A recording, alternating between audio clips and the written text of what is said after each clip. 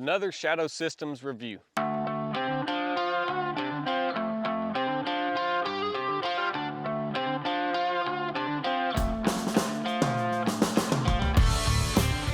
What's up, guys? Today you get to hear from me, the tech guy. And I'm going to be talking about this Shadow Systems DR920P. So I made my debut on the camera on YouTube Live against my better judgment the other day when we had a 307 project range day. And somebody noticed that I was shooting this gun, and I saw the comment and he said, hey, I'd love to hear an AAR or after actions report of what you think about that pistol. And so today that's what I want to do for you guys. So I've been shooting this. This is a Shadow Systems DR920P.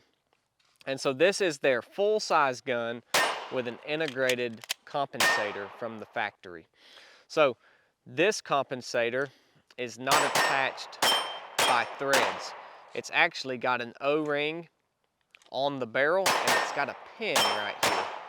And all you have to do to take it off is push that pin out and the compensator just comes off. So it comes off really easy.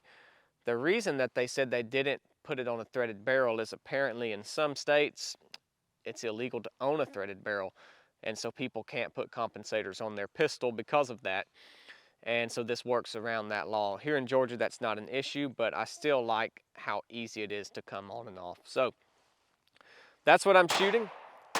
And just some highlights that I like about this gun. I like the sights a lot. They come with factory night sights, a blacked out serrated rear sight in the front. We've got a green Teridium. It's really bright in the day, but also bright at night. It's got the optics mounting plate here that you can take off and mount whatever kind of red dot. If you like to shoot with those, you can mount on there. It's got really good grip texture. It comes with a flat face aluminum trigger from the factory. We've got a rail here, flared mag well, and these can be put on or taken off of the Shadow Systems guns.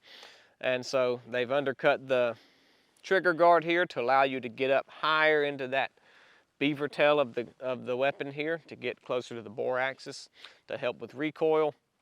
And really good gun. A lot of upgrades are done to these Shadow Systems. You've probably heard, if you watched the other video that Chad did on the XR920, which is their 19X version, he talks through a lot of these and kind of compares it to the Glock.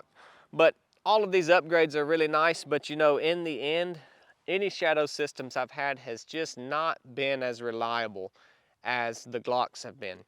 And if you're going to use a pistol, then you're using it in a defensive manner or for a defensive reason. And that's the one thing it has to do. It has to be reliable and always work. And these just aren't as reliable as the Glock. So all of these other features really don't mean a lot to me if it doesn't always work. And so we're going to get this thing out here today. I'm going to make an attempt to maybe show you how effective, if at all, this compensator is. It feels like it is to me, but maybe it's just the placebo effect. You know, maybe it's just that I know it's on there and I think that it recoils less. If you have the proper grip, especially in 9mm, the difference that this compensator makes is going to be negligible, but it could make you slightly more efficient on on follow-up shots, so make you faster on your follow-up shots. And every little bit helps, but it's not, to me, in the end, worth the reliability that you sacrifice. So let's get it out here and see how it does today. I've put about 1,500 rounds through this gun at this point, and I've had, I don't know, 10 or 15 malfunctions. Maybe it's failure to feed or eject, and most of those were when the gun got really dirty and with steel case, but I have had some with brass case. So let's get it out here and see how she does. All right, so what I've done here is drawn a white line at the top of the pistol before I shoot it. And then I've drawn a red line at the height of the recoil. And what I'm doing here is trying to show the angle and see whether or not the compensator works. You'll see here first the Shadow Systems. Next is the Glock 34. So here's the comparison between the two, and you can see that it's actually not that big of a difference if we're going off of this. So if there is a difference, it's not enough to show up on my crude testing methods here. Let's go out and do some shooting drills with this thing and see how it performs. All right, so the first drill we're gonna shoot is just 5-round shots on these little round poppers out here. So I've tried to set the camera up as best I can in order to get me in the frame so you can see the gun and also so you can see the targets, but I'm out here by myself. My brother is out doing this long mountain bike race, and here I am filming and shooting all by myself. So hopefully this works for you guys. We're gonna fire 5-round shots on the popper targets and see how this thing handles it.